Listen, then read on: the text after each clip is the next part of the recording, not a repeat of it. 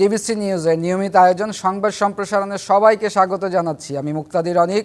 দিনের বাছাই করা সংবাদ এবং এর পর্যালোচনা নিয়ে সংবাদ সম্প্রসারণে আজ অতিথি হিসেবে স্টুডিওতে আছেন গ্লোবাল টেলিভিশনের প্রধান সম্পাদক নাজমুল আশরাফ এবং সিনিয়র সাংবাদিক মারুফ কামাল খান। স্বাগত আপনাদের সংবাদ সম্প্রসারণে।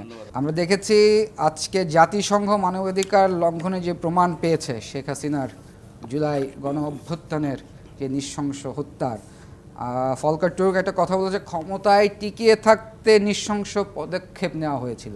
নাজমুল আশরাফ, ধন্যবাদ আপনাকে। দেখেন, জুলাই অভ্যুত্থানের সময় যেসব নৃশংসতা, নির্মমতা, হত্যাযজ্ঞ চালানো হয়েছে, মানবাধিকার লঙ্ঘন করা হয়েছে, সেগুলো তো ওই অভ্যুত্থান চলাকালীন বাংলাদেশের গণমাধ্যমে নানানভাবে এসেছে, সামাজিক মাধ্যমে অনেক তথ্য প্রমাণ এসেছে। গত 6 মাস ধরে আমরা এগুলো নিয়ে অনেক খবর করছি, গভীরে যাওয়ার চেষ্টা করছি।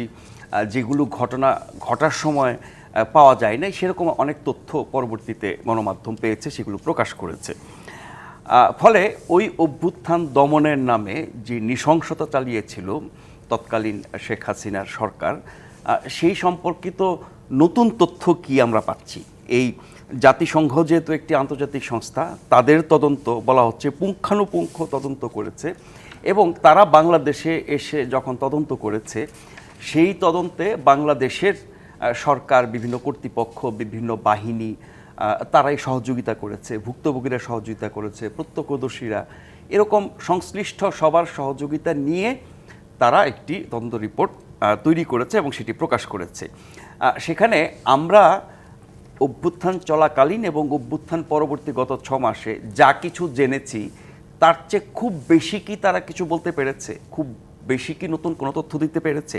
একটা জায়গায় আসি, গণ অভ্যুত্থানে 36 দিনের গণ অভ্যুত্থানে, বিশেষ করে শেষ 20 দিনে যখন তখনকার সরকারের বিভিন্ন বাহিনী, সরকারি দল এবং আরও অনেক অপরাধীরা যেসব হত্যাযজ্ঞ চালিয়েছে, তাতে করে কত মানুষ আহত এবং কত মানুষ নিহত হয়েছেন, সেই হিসেব সরকার এখন পর্যন্ত পুরোপুরি করতে পারে নাই।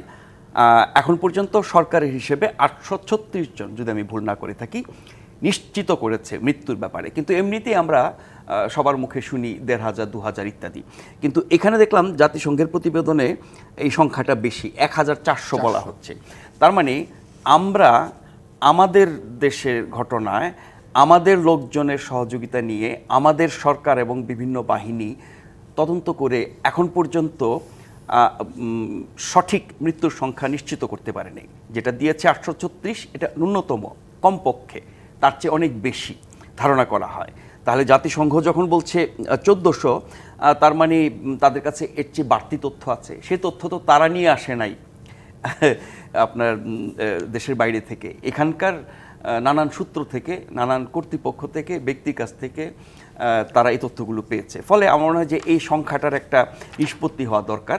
কারণ আমরা মুখে বলছি, অনেকের কাছে শুনছি 1500, 2000, 3000 ইত্যাদি, কিন্তু এটা তো একটা ইতিহাস। এই নৃশংসতায় কত মানুষ নিহত হয়েছেন তার এক্সাক্ট সংখ্যা জানা, এবং যেহেতু এই মানুষগুলোর জন্য সরকার, রাষ্ট্রের করণীয় আছে এবং সেই করণীয় শুরু হয়েছে।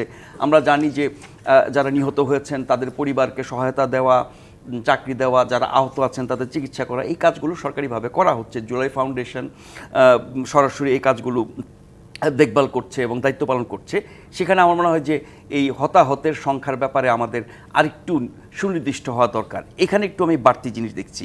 এছাড়া হতাহতের বাইরেও ওই ঘটনা কারা ঘটিয়েছে, কী উদ্দেশ্যে ঘটিয়েছে, কী ধরনের বাস্তবতা ছিল, কারা ওই ধ্বংসযজ্ঞ, হত্যাযজ্ঞ এবং বর্বরতায় অংশ নিয়েছিল, সরকারের কোন সংস্থা, কোন বাহিনী, কোন মন্ত্রী, কোন এমপি, আওয়ামী লীগের কোন সংগঠন, কোন ব্যক্তি, সেগুলোর ব্যাপারেও কিছু তথ্য জাতিসংঘ মানবাধিকার বিষয়ক কমিশনের রিপোর্টে দেওয়া হয়েছে। যেমন আওয়ামী লীগ এবং এর সহযোগী সংগঠনের 95 জনের নাম এবং তাদের ভূমিকা কী ছিল ওই বিক্ষোভ দমনের সময়, তার বিস্তারিত তথ্য তারা দিয়েছে। পুলিশের মতে ওই ব্যক্তিরাই বিক্ষোভের সময় সহিংস হামলা ব্যবহারের জন্য নাগরিকদের অস্ত্র সরবরাহ করেছিলেন। এখানে যেটা নতুনত্ব আমরা দেখছি, অস্ত্র সরবরাহ যাদের করা হয়েছিল তাদের মধ্যে 10 জন তৎকালীন সংসদ সদস্য, 14 জন আওয়ামী লীগ নেতা, 16 জন যুবলীগ নেতা, 16 জন ছাত্রলীগ নেতা এবং 7 জন পুলিশ সদস্য। এই ব্যক্তিগুলোকে আমরা এতদিন কি চিহ্নিত করতে পেরেছি বা নির্দিষ্টভাবে জানতে পেরেছি, বা এই ব্যক্তিগুলোকে কি ধরা হয়েছে, তারা কি আইনের আওতায় এসেছে, সেটি একটি প্রশ্ন হতে পারে। এইখানে আরেকটি গুরুত্বপূর্ণ তথ্য জাতিসংঘ আপনার মানবাধিকার বিষয়ক কার্যালয়ের তদন্ত রিপোর্টে, সেটি হচ্ছে যে যারা নিহত হয়েছেন তাদের তথ্য অনুযায়ী 1400 বলা হচ্ছে প্রায়, যারা নিহত হয়েছেন তাদের বেশিরভাগই মিলিটারি রাইফেল ও প্রাণঘাতী মেটাল প্যালেটস লোড করা শটগানে নিহত হয়েছেন। এ ধরনের তাদের বক্তব্য, এ ধরনের শটগান সাধারণত বাংলাদেশের নিরাপত্তা বাহিনী ব্যবহার করে থাকে। তার মধ্যে এর আগে আমরা একজন উপদেষ্টার বক্তব্যে কোনো একটি নির্দিষ্ট অস্ত্রের ব্যবহার সম্পর্কে শুনেছি, যেই অস্ত্রটি কারা ব্যবহার করে সেটা তিনি বলেছেন, সেই অস্ত্রের উৎস কি, কোন দেশ থেকে আসে, সেগুলো শুনেছি। এই জায়গাগুলোতে এখনও অস্পষ্টতা রয়েছে। সরকারের উচিত সঠিক তথ্য প্রমাণের ভিত্তিতে কী ধরনের অস্ত্র কারা ব্যবহার করেছে, সেগুলো কোত্থেকে এসেছে এবং ব্যবহারের পরে সেই অস্ত্রগুলো কোথায় গিয়েছে সেগুলোর ব্যাপারে তথ্য দেওয়া। মোটা দাগে যদি বলি যে অভ্যুত্থানের সময় যত রকমের অপরাধ হয়েছে তার সাথে যারা যুক্ত ছিলেন এই ব্যাপারে তাদের বক্তব্য এবং তাদের যে তদন্তের ফলাফল, সেটি আমাদেরকে হয়তো এই অভ্যুত্থানে অপরাধকারীদের তৎকালীন সরকার এবং সরকারের সহযোগিতা যারা করেছে, সরকারি এবং বেসরকারি দল এবং দলের বাইরে সবাইকে আওতায় এনে বিচার করার ক্ষেত্রে এই তথ্যগুলো হয়তো সহায়ক হবে। আমরা জানি বিচার প্রক্রিয়া চলছে, সেটি নিশ্চয়ই আরো বেশি সহায়ক হবে। বিচার প্রক্রিয়ার কথা বলতেছিলেন নাজমুল আশরাফ, এইটা তো একটা এভিডেন্স এখন, ঠিক না? নিশ্চয়ই এই যে জাতিসংঘের যে রিপোর্ট এবং অনেক বিশ্বাসযোগ্য, অনেক বিশ্বাসযোগ্য এখন, তাহলে তো দ্রুত বিচারের বিঘ্ন তো না ঘটারই কথা। এই এভিডেন্সটা যদি এখন যদি আমরা যদি বলি, একটা তদন্ত কমিশন হয়েছে, ট্রাইব্যুনাল একটা তদন্ত কমিশন হয়েছে, তো এই তদন্ত কমিশনে তো এটা সহায়ক হিসেবে কাজ করবে। হ্যাঁ, তাদের এই রিপোর্টে আরেকটা জিনিস আছে যে সরকার এই অপরাধীদের আন্তর্জাতিক অপরাধ ট্রাইব্যুনালে এবং সাধারণ আদালতে যেসব মামলা করেছে, আইন প্রয়োগকারী সংস্থা এবং বিচার বিভাগের বিদ্যমান কাঠামোগত ত্রুটির কারণে, আবারও বলছি, এই জাতিসংঘের রিপোর্টে বলা হয়েছে আইন প্রয়োগকারী সংস্থা এবং বিচার বিভাগের বিদ্যমান কাঠামোগত ত্রুটির কারণে সরকারের এই চেষ্টা বাধাগ্রস্ত হয়েছে। ফলে আইন প্রয়োগকারী সংস্থা এবং বিচার বিভাগের কাঠামোগত ত্রুটিটাও দূর করা দরকার, ন্যায় বিচারের স্বার্থে, দ্রুত বিচারের স্বার্থে এবং সকল অপরাধীর বিচার নিশ্চিত করার স্বার্থে। ফলে আমি মনে করি যে জাতিসংঘের এই রিপোর্টটি আমাদের যে চলমান তদন্ত প্রক্রিয়া, বিচার প্রক্রিয়া, তাতে অনেক সহযোগিতা করবে এবং সেই কাজটাকে আরও বেশি দ্রুততর করবে। আমরা একটু মারুফ কামালের কাছে যাবো। মারুফ কামাল খান, শুনছিলেন নাজমুল আশরাফ যেটা বলছিল, 11,700 জনের বেশি ইনজিওর্ড এবং নিহতদের মধ্যে প্রায় 12 থেকে 13% শিশু। এবং নাজমুল আশরাফ যেটা বলছিলেন যে গত 6 মাসে এদেরকে কেন চিহ্নিত করে গেল না, যারা এই যে আওয়ামী লীগের বিভিন্ন নেতারা এটার সাথে ইনভলভমেন্ট পাওয়া গেল, একদম সুনির্দিষ্ট সংখ্যা উল্লেখ করে দিয়েছে তারা। না, এটা একটা নজিরবিহীন ঘটনা আমি বলবো। বাংলাদেশে এর আগেও হত্যাকাণ্ড হয়েছে, রাষ্ট্রীয় নিপীড়ন হয়েছে, রাষ্ট্রীয় হত্যাকাণ্ড হয়েছে, রাষ্ট্রের ক্ষমতায় থেকে হত্যাকাণ্ড হয়েছে, কিন্তু এবারের হত্যাকাণ্ডের যে ব্যাপকতা, এটা তো ভয়াবহ। এবং এই ধরনের একটি হত্যাকাণ্ড তদন্তের জন্য জাতিসংঘের একটি সংস্থা এখানে সরাসরি সরজমিনে এসে তদন্ত করা, এটা কিন্তু একটি নজিরবিহীন ঘটনা। এর আগে বাংলাদেশের ইতিহাসে এ ধরনের কোনো ঘটনা ঘটেনি। জাতি হিসাবে আমাদের যে সামর্থ্য সম্পর্কে আমরা সকলেই ওয়াকিবহাল। আমরা যদি ইতিহাসের দিকে তাকাই, 1952 সালে আমরা আমাদের তরুণরা তৎকালীন তরুণরা, ছাত্ররা ভাষা আন্দোলন করেছিলেন। সেই ভাষা আন্দোলনে অংশগ্রহণকারীরা কতজন শহীদ হয়েছিলেন তার সঠিক পরিসংখ্যান কিন্তু গত 50 বছর প্রায় কাছাকাছি আমরা কিন্তু বের করতে পারিনি। এটা নিয়েও কিন্তু মতভেদ আছে। 69-এর গণ অভ্যুত্থান নিয়ে শহীদদের সংখ্যা, সঠিক পরিসংখ্যান, এগুলো নিয়ে কিন্তু মতভেদ আছে। সুষ্ঠু এবং সঠিক পরিসংখ্যান আমরা বের করতে পারিনি।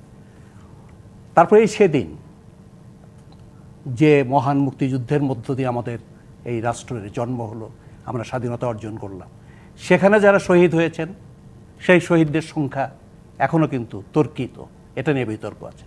তো সুতরাং এটা স্বীকার করতেই হবে, জাতি হিসেবে আমাদের আন্তরিকতা এবং সামর্থ্যের নিয়ে তো প্রশ্ন আছেই। আজকে আমরা জাতি হিসেবে রাতারাতি অনেক বেশি সামর্থ্য অর্জন করে ফেলেছি এবং এটা আমরা খুব নির্ভুল নিখুঁতভাবে করে ফেলতে পারবো, এটা আমরা কেউই প্রত্যাশা করি না। বিশেষ করে বাংলাদেশে এই যে আগস্ট বিপ্লব বা জুলাই বিপ্লবের মধ্য দিয়ে যে ঘটনা ঘটেছে, যে পরিস্থিতির সৃষ্টি হয়েছে, সেই পরিস্থিতিটা কিন্তু নজিরবিহীন, অভূতপূর্ব। রাষ্ট্র সম্পূর্ণ ব্যর্থ হয়ে গেছে। একটা রাষ্ট্র, তার পুলিশ নেই। 71 সালে মুক্তিযুদ্ধের সময়ও কিন্তু এই অবস্থা হয়নি। সমস্ত থানাগুলো সক্রিয় ছিল মুক্তিযুদ্ধের সময়, সমস্ত পুলিশ প্রশাসন সবগুলো তখন কার্যকর ছিল। তা রাষ্ট্র পুরো অকেজো হয়ে গেছে। এই যে এটাকে একটা শেখ হাসিনার পরিত্যক্ত গোপালগঞ্জের জমিদারিতে অধপতিত করে তিনি পালিয়ে গেছেন। এটা কোনো রাষ্ট্র ছিল না, এটা সম্পূর্ণ ব্যর্থ হয়ে গেছে। এবং যতটুকু আছে কিছু তো তার সঙ্গে পালিয়ে গেছেন, আর বাকিরা যারা আছেন তারা কিন্তু অনেকে শেখ হাসিনার এই ফ্যাসিস্ট রেজিমের অনুসারীরা ঘাপটি মেরে বিভিন্ন জায়গায় আছে, পুলিশের মধ্যে আছে, প্রশাসনের মধ্যে আছে, নানা জায়গায় আছে, সশস্ত্র বাহিনীর মধ্যে আছে। এবং এই সমস্ত তদন্তের কাজ, এই সমস্ত তদন্তের দায়িত্ব এবং কর্তব্য যাদের উপর অর্পিত, সেই রাষ্ট্র ব্যবস্থা, সেই সমস্ত রাষ্ট্রের অ্যাপারেটাস, এগুলো তো নিখুঁত নয়।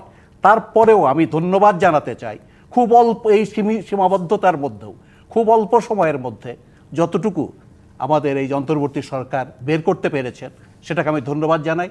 এবং এটার সঙ্গে কিন্তু জাতিসংঘের যে ফাইন্ডিংস, হয়তো সংখ্যাতত্ত্বের কিছু হেরফের হতে পারে, হয়তো সরকার পুরোটা প্রামাণ্য করতে পারেন নাই, কিন্তু জাতিসংঘের ব্যাপারে জাতিসংঘের যে মেকানিজম, সেটা তো আরেকটু নিখুঁত, আরেকটু বড়, তারা পেরেছেন। তো সুতরাং এটা একটা, আমি খুব বেদনাবিধুর চিত্তে আজকের এই অনুষ্ঠানে এসেছি। কেননা এই যে ঘটনা, এটা নজিরবিহীন। একটা সরকার, একটা রাষ্ট্রের সরকার, সেই সরকার তার নাগরিকদেরকে নির্মমভাবে, পৈশাচিকভাবে, পশুর মতো গুলি করে রাষ্ট্রীয় অ্যাপারেটাস ব্যবহার করে হত্যা করেছে।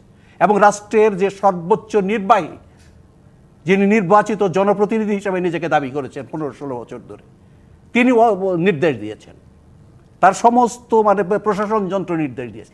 এখানে সংখ্যাতত্ত্ব নিয়ে কিছু বিতর্ক করে পুরো বিষয়টাকে লঘু করবার কোনো সুযোগ নেই, করা উচিত না। এটা একটা ভয়াবহ নৃশংস জাতিদ্রোহী অপরাধ হয়েছে, সংগঠিত হয়েছে। এইভাবে নিজের দেশের নাগরিকদেরকে হত্যা করা, শিশু, নারী, বৃদ্ধ নির্বিশেষে, এটা একটা নজিরবিহীন ঘটনা। এবং খালি ক্ষমতায় থাকবার জন্য, একটা আন্দোলন দমন করবার জন্য, ক্ষমতাকে সুরক্ষিত করবার জন্য। এটা কি রাজনীতিবিদ?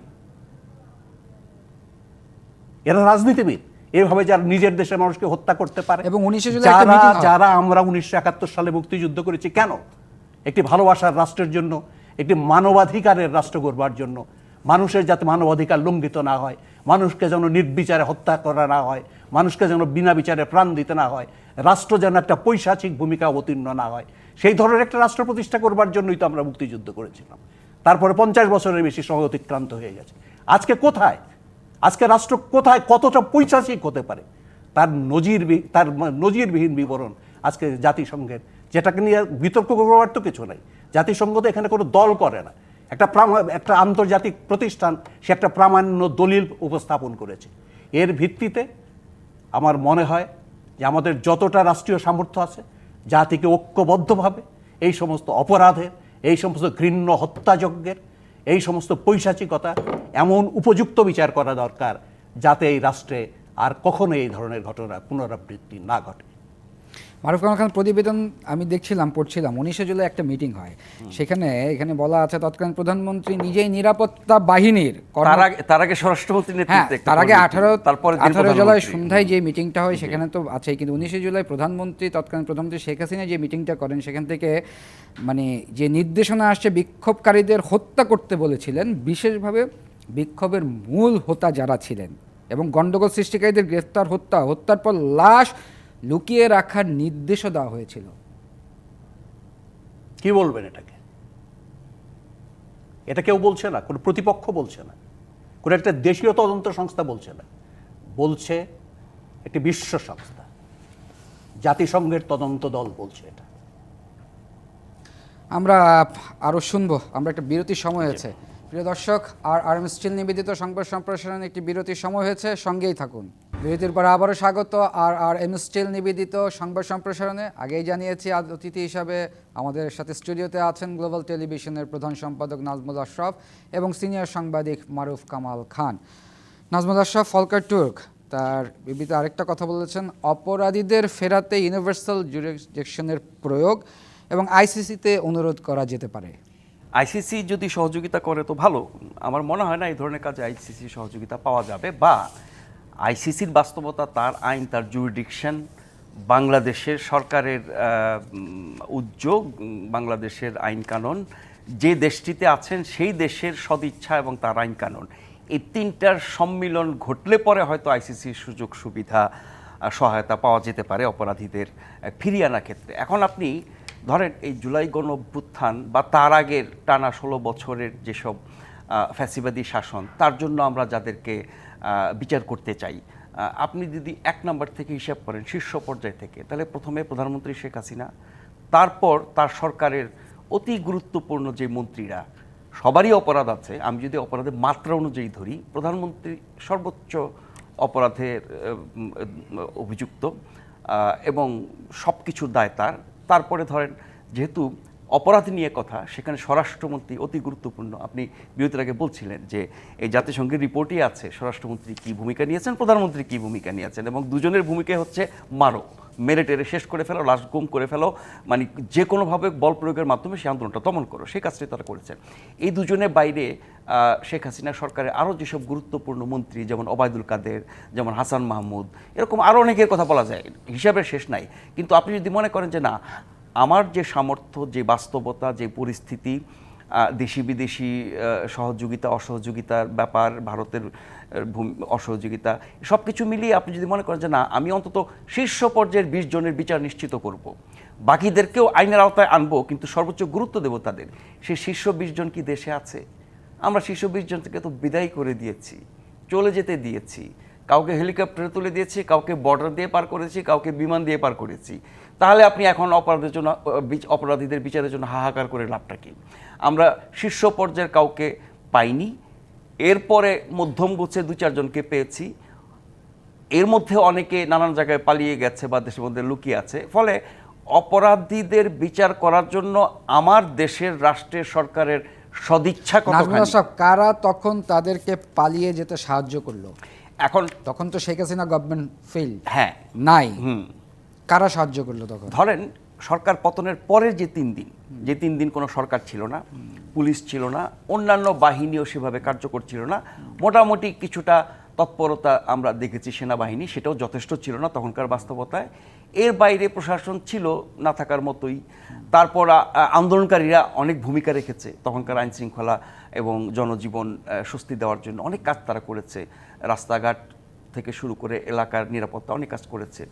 ওই সময় তো বেশিরভাগ পালিয়ে গেছে। আমরা কিন্তু প্রত্যেকের পালিয়ে যাওয়ার দিনক্ষণ, ঘটনা, কোন জায়গা দিয়ে কিভাবে গেছেন, কার সহায়তা গেছেন, এই তথ্যগুলো জানি না। আমার আপনার জানার উৎস কি? সরকার, প্রশাসন, সামরিক বেসামরিক কর্তৃপক্ষ। আমরা দেখেছি হাসান মাহমুদকে চিটং এয়ারপোর্টে অ্যারেস্ট হওয়ার ঘটনা, কিন্তু সেই হাসান মাহমুদ আবার দেখলাম যে বেলজিয়াম। হ্যাঁ, বেলজিয়ামে আছে। তো আমি বলছি কি যে শীর্ষ অপরাধীরা যে চলে গেল, কারা চলে যেতে দিল, কারা সহায়তা করলো, কিভাবে তারা গেল, এই প্রশ্নের উত্তর আমাদের আজও জানা নাই। এই প্রশ্নের উত্তর সরকারও দিতে পারছে না। এই প্রশ্নের উত্তর সরকারের কোনো কর্তৃপক্ষ আমাদেরকে দিচ্ছে না। তার মানে সরকারের ভিতরে বা রাষ্ট্রের ভিতরে কোনো না কোনো শক্তি, কোনো না কোনো কর্তৃপক্ষ, কোনো না কোনো বাহিনী বা সংস্থা, তারা এদেরকে পালিয়ে যেতে সাহায্য করেছে। তাহলে আপনি বিচার নিয়ে এত হাউকাউ করেন? আগে বলেন যে আপনি চোর ছেড়ে দিয়ে তারপরে বলতেছেন আমার এখন চোর ধরতে হবে, চোরকে ফিরিয়ে আনতে হবে, সেই ফিরিয়ে আনার জন্য আমাকে আন্তর্জাতিক সহায়তা নিতে হবে, ভারতের উপর চাপ সৃষ্টি করতে হবে। তো আপনি নিজেই সমস্যা তৈরি করে ফেলেছেন। তৈরি করে ফেলে এখন আপনি বলছেন যে এটি কীভাবে সমাধান করব। এখানে আমাদের একটা মানে কন্ট্রাডিক্টরি রোল আমাদের আছে, রাষ্ট্রের, সরকারের, আমাদের সবার সেটি আছে। তো অন্য বিষয়ে যাওয়ার আগে আমি শুধু বলতে চাই যে এই জাতিসংঘের রিপোর্টে যেটা বলা হচ্ছে, কিছুক্ষণ আগে পড়ছিলাম, মিলিটারি রাইফেল ব্যবহার করা হয়েছে ওই আন্দোলন দমনের ক্ষেত্রে। তো আমরা প্রকাশ্যে ওই আন্দোলন দমনের ক্ষেত্রে দেখেছি কাদেরকে? দেখেছি পুলিশ, দেখেছি র্যাব, দেখেছি বিজিবি, দেখেছি ছাত্রলীগ, যুবলীগ, আওয়ামী লীগ। তারাই তো নির্যাতনগুলো করেছে, আন্দোলন দমন করার চেষ্টা করেছে। এদের কোন পক্ষ তাহলে সামরিক অস্ত্র ব্যবহার করেছে? যদি বৈধ বাহিনী, আমি বলছি পুলিশ, বিজিবি, বিডিআর, এরা যদি করে থাকে, সেটা কি আইনানুগ হয়েছে? তারা তো সামরিক অস্ত্র ব্যবহার করার কথা না। সামরিক বাহিনীর ভূমিকা আমরা দেখেছি যথেষ্ট ইতিবাচক ছিল। তারা শান্তি শৃঙ্খলা বজায় রাখার চেষ্টা করেছে, তারা আন্দোলনকারীদেরকে নিরাপত্তা দিয়েছে, সহযোগিতা করেছে এবং পুরো অভ্যুত্থান এবং অভ্যুত্থান পরবর্তী সময়ে তাদের ভূমিকা আমরা সবাই প্রশংসা করেছি। তাহলে এই প্রশ্নের উত্তর কে দেবে? সামরিক বাহিনীর অস্ত্র কারা এদেরকে দিল, কারা ব্যবহার করলো, কিভাবে আসলো, এই প্রশ্নগুলোর উত্তর আমরা জানি না। এর আগে আলোচিত হয়েছে, জাতিসংঘের রিপোর্টে আসার কারণে হয়তো এটা আবারও আলোচনা এসছে। আপনি এখন অন্য প্রসঙ্গে আমরা একটু এই ব্যাপারে অল্প একটু মারুফ কামাল খানের কাছে শুনি, যেটা নাজমুল আশরাফ বলছিলেন। মারুফ কামাল খান, চোরকে পালিয়ে যেতে দিয়ে আবার চোরকে ফেরানোর চেষ্টা। না, এখানে পালিয়ে যেতে কে দিল এই বিষয়টা মীমাংসা না করে ব্লেম তো দেওয়া যাবে না, বা আমি অভিযুক্ত কাউকে করতে পারছি। কে পালিয়ে যেতে দিল? নাজমুল আশরাফ নিজেই বলেছেন যে 3-3.5 বা 4 দিন, কিন্তু এই হাসিনা রেজিমের পতনের পরে 3-4 দিন গভর্নমেন্ট ছিল না, সরকারই ছিল না। আর প্রশাসন এবং অন্যান্য যে সমস্ত রাষ্ট্রের অ্যাপারেটাসগুলো, সেখানে কিন্তু ওই যে ফ্যাসিস্ট হাসিনা রেজিমের লোকজনই ছিল বিভিন্ন জায়গায়। আমি যদি পুলিশের কথা, পুলিশ তো তখন কার্যকর ছিল না। তারপরে যদি আমি বিজিবির কথা বলি, এই যে সামরিক বাহিনীর কথা বলি, তারপরে অন্যান্য সেখানে কিন্তু ওই পতিত রেজিমের যারা নিয়োগকৃত, যারা দায়িত্বপ্রাপ্ত, তারাই ছিল। তো সুতরাং ওই সময়ের মধ্যে বেশি গেছে। এটা আমরা 600 জন ক্যান্টনমেন্টে থাকার না, কথা এটা আমি বলে নেই, 626 জন। এটা আমি বলে নেই যে 626 জন যে ক্যান্টনমেন্টে, এইটা কিন্তু সশস্ত্র বাহিনীর যে জনসংযোগ শাখা, তারা এটা বিবৃতি দিয়ে বা বিজ্ঞপ্তি দিয়ে জানিয়েছে। না বললে তো আমরা জানতাম না। তারাই বলেছে যে বিভিন্ন ক্যান্টনমেন্টে এই পরিমাণ বা এই সংখ্যক লোক আশ্রয় নিয়েছিল, প্রাণ রক্ষার্থে আমরা তাদেরকে আশ্রয় দিয়েছি এবং পরবর্তীকালে তাদের বিরুদ্ধে আইনানুগ ব্যবস্থা নেওয়ার জন্য পুলিশের কাছে সোপর্দ করা হয়েছে, এটা তারা বলেছে। তো এখন এই সংখ্যাটা তারা বলেছেন, এবং এর মধ্যে কিন্তু রাজনীতিবিদের সংখ্যা খুব বেশি। তারা ক্যাটাগরিক্যালি বলেছেন কতজন পুলিশ, সম্ভবত বেশি, সর্বাধিক সংখ্যক হয়তো পুলিশ ছিলেন, পুলিশ কর্মকর্তা পুলিশ ছিলেন, কয়েকজন রাজনৈতিক নেতা ছিলেন, তারপর যেমন স্পিকার ছিলেন, ওই যে এরকম কিছু রাজনৈতিক নেতা ছিলেন, অন্যান্য কর্মকর্তারা ছিলেন, বিচারক ছিলেন কয়েকজন। তো তাদেরকে পরবর্তীকালে তারা যখন পরিস্থিতির পরিবর্তন ঘটেছে, তারা স্বাভাবিক জীবনে এসছেন, অথবা তাদেরকে যারা অপরাধী শনাক্ত করা হয়েছে তাদেরকে পুলিশের হাতে দেওয়া হয়েছে। একটা বিশাল সীমান্ত আমাদের, একটা রাষ্ট্র প্রায় অকার্যকর। সেই সময় অনেকে পালিয়ে যাবেন, চলে যাবেন, সেটা স্বাভাবিক, যাওয়ারই কথা, এবং তারা সেভাবেই গেছেন। এখন কথা হচ্ছে যে তারা চলে গেছেন বলে তো তাদের বিচার আমরা করব না, তা তো না। অপরাধের বিচার করতে হবে, এবং বিশ্বের যে প্রান্তে যেখানে তারা থাকে, অনুপস্থিতিতে সারা দুনিয়াতেই বিচার হয়, সারা দুনিয়াতে। কারণ বিচারটা হচ্ছে মুখ্য কথা। এটা শাস্তি কতটা, সে অনেক লোক তো বিচার করে রায়ের সাজা দেওয়ার পরে সে মরে যায়, কিন্তু সাজাটা হচ্ছে ইম্পর্টেন্ট। তাকে যে সাজা দেওয়া হয়েছে, অপরাধের শাস্তি হতে হবে, এটা দৃষ্টান্ত, এটা সমাজে একটা প্রতিকার, প্রতিবিধান, যাতে এই ধরনের ঘটনার পুনরাবৃত্তি না ঘটে। সুতরাং তারা বাইরে চলে গেছে, তাদেরকে আর বিচার করা যাবে না তা না, তাদেরকে বিচার করতে হবে। দুনিয়ার অনেক ফ্যাসিবাদী শক্তি, অনেক স্বৈরাচারী, তারা পালিয়ে গেছে, কিন্তু তাদের বিচার হয়েছে। এবং এই যে যেটা আন্তর্জাতিক বিচারের কথা যেটা বলা হচ্ছে, সেটাও আমাদেরকে চেষ্টা করতে হবে। আমাদের সামর্থ্য সীমিত, কিন্তু এই সীমিত সামর্থ্য নিয়ে আমাদেরকে চেষ্টা করতে হবে যাতে এই আন্তর্জাতিক আদালতেও যাতে এই বিষয়গুলোকে বিচার্য করা যায়। আমরা সাজা পাওয়ার পরেও অনেককে ঢালাওভাবে খালাস হতে দেখেছি। মারুফ কামাল খান অনেক মামলা থেকে, 10টা কষ্ট মামলা থেকে অনেককে খালাস হতে দেখেছি, সাজাপ্রাপ্ত। কবে? এইবারই 21 আগস্ট গ্রেনেড হামলা থেকে ঢালাওভাবে খালাস হতে দেখেছি। আপনি যেটা বলছিলেন যে সাজা, বিচার হলেও সাজাটা খুব জরুরি। সাজা হওয়ার পরে অনেককে আমরা খালাস হতে না, দেখেছি। বিচার নিয়ে যে কথাটা, যেটা প্রশ্নটা আপনি তুললেন, সেটা হচ্ছে যে সঠিক বিচার হচ্ছে কিনা, এটা হচ্ছে সবচেয়ে ইম্পর্টেন্ট। বিচার ব্যবস্থা সঠিকভাবে বিচার করতে পারছে কিনা। এখন বিষয়টা হচ্ছে গত 16 বছরে বিচার ব্যবস্থা কি ছিল, সঠিক বিচার হয়েছে কিনা, এগুলো নিয়ে তো অনেক তথ্য আছে, প্রমাণ আছে, এবং এটা কিন্তু যে বিচারকরা সাজা দিয়েছিলেন সেই বিচারালয় কিন্তু সাজা প্রত্যাহার করছে। এবং তারা কি বলছেন যে আমরা সঠিকভাবে বিচার করার মতো পরিস্থিতি ছিল না, এটা সুপ্রিম কোর্ট বলছে। হ্যাঁ, ধন্যবাদ মারুফ কামাল খান। আমরা একটু অন্য বিষয়ে ফিরতে চাই। বিরতির পরে ফিরে এসে আমরা শুনবো আয়নাঘর নিয়ে। প্রিয় দর্শক, RRM স্টিল নিবেদিত সংবাদ সম্প্রসারণ একটি বিরতির সময় হয়েছে, সঙ্গেই থাকুন। স্বাগত RRM স্টিল নিবেদিত সংবাদ সম্প্রসারণ। স্টুডিওতে আছেন নাজমুল আশরাফ এবং মারুফ কামাল খান। নাজমুল আশরাফ, আজ থেকে 2 মাস আগে আমি আর আপনি এই একই টকশোতে কথা বলছিলাম যে আমরা আয়নাঘর কেন দেখতে পাচ্ছি না। আজকে 6 মাস পর প্রধান উপদেষ্টা সহ ভুক্তভোগী নিয়ে আয়নাঘর পরিদর্শনে গিয়েছিলেন ডক্টর ইউনূস। আয়নাঘর কেমন দেখলেন? কেমন দেখলাম তার আগে বলি যে আয়নাঘর নিয়ে তো ব্যাপক আলোচনা হয়েছে, এবং আয়নাঘর কেমন, আয়নাঘরে কি করা হয়, কতটা নির্মমতা, পাশবিকতা চলে সেখানে, সেগুলো আমরা অনেক ভুক্তভোগীর মুখে শুনেছি। 5ই আগস্টের অভ্যুত্থানের পরপর আমরা অনেকের সাক্ষাৎকার শুনেছি, তারা বিবরণ দিয়েছেন কেমন ছিল, কি ধরনের নির্যাতন করেছেন, কি কারণে তাদেরকে নিয়ে গেছে, কিভাবে নিয়ে গেছে, কারা নিয়ে গেছে, এসব তথ্য আমরা ভুক্তভোগীদের মুখে শুনেছি। এরপরে প্রশ্ন এসেছে তাহলে সেই আয়নাঘরগুলো কোথায়, আয়নাঘর নামটা কিভাবে এসেছে। আমাদের সামরিক গোয়েন্দা পরিদপ্তরের যেটা সদর দপ্তর, এটি আয়না কাচ দিয়ে ঘেরা, ফলে সামরিক বাহিনী ডিজিএফআইয়ের মাধ্যমে যেসব আপনার নির্যাতন হতো সেটা ওখানে নিয়ে হতো, বা ওখানে নিয়ে তারপরে গোপন জায়গায় নিয়ে যাওয়া হতো। এইসব ধারণা থেকে ওই যে আয়নাঘর নাম এসছে। পরে আমরা যেটা বুঝেছি, সবাই জেনেছে যে এটা এক ধরনের টর্চার সেল। সেই টর্চার সেল সামরিক বাহিনীর, বেসামরিক বাহিনীর, পুলিশের, র্যাবের, ডিজিএফআইয়ের বিভিন্ন ধরনের কথা আমরা জেনেছি। এখন সেই আয়নাঘরটা কেমন সেটি আজকে দেখলাম। প্রধান উপদেষ্টা যাদেরকে নিয়ে দেখতে গেলেন, 3টা আয়নাঘর তিনি দেখেছেন, তার মধ্যে 2টা র্যাবের, একটা ডিজিএফআইয়ের।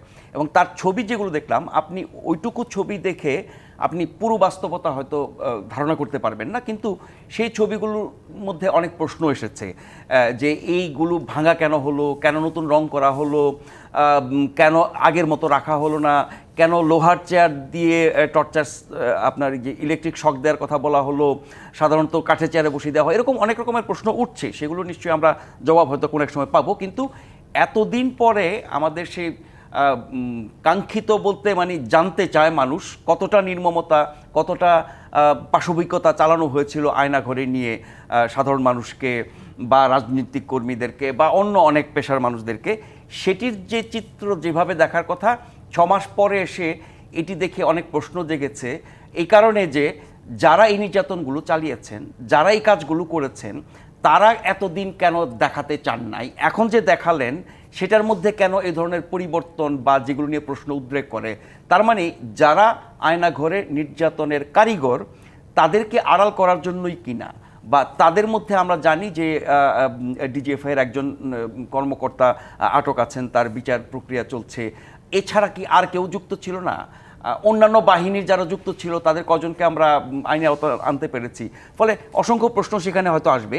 একটা কথা বলি, প্রধান উপদেষ্টা গেছেন, কিছু উপদেষ্টা গেছেন, কিছু ভুক্তভোগী গেছেন, গুম তদন্ত কমিশনের লোকজন গেছেন। 2টি আন্তর্জাতিক গণমাধ্যম এবং একটি সরকারি গণমাধ্যমকে নেওয়া হয়েছে।